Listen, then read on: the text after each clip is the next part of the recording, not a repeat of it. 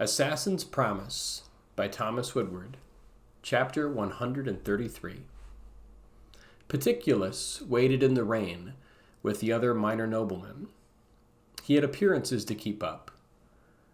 It was such a petty thing for Lord Azaric to have his servants beaten publicly. If nothing else, however, the man was brutally effective. No love would be lost on him, but many feared him. That was good. In order to rule, it was perhaps the most expedient way to keep his measure of power over the populace. After his father had passed away, it was imperative that Azaric present himself as a strong and capable monarch. Even here, in the distant holdout, so far removed from everything that mattered. But it was Azaric who had brought down the ire of an empire. Every high lord had their reasons for seeking the man out. Some to use him, others to silence him.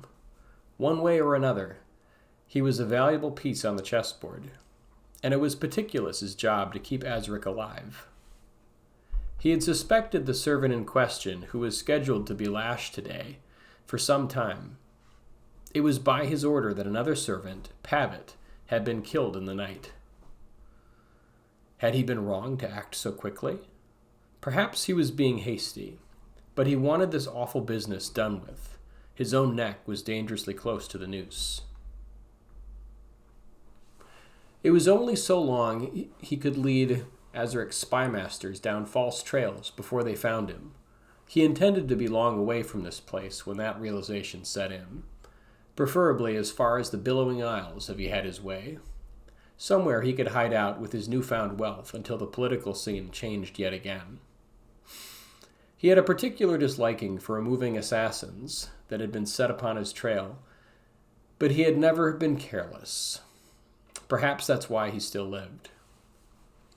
Looking at the goblet on the tray that had been held out to the nobles, he casually picked one up, leaving a bronze coin on the tray for the functionary.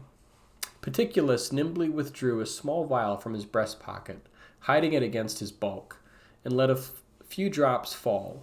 Intensely studying the wine's surface, he saw no change in color, and moved the gold-rimmed cup to his lips. A trick he had learned from an apothecary.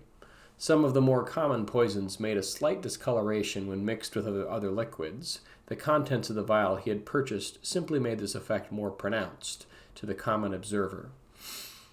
The rain began to turn into a heavy drizzle. He hated this city and the man responsible for his current predicament. The dull metal stocks had been rolled into place, dominating a central area in the square immediately below the great keep's walls. A ring of guards had been posted on the surface to keep order during the public display. The crowd had grown impatient.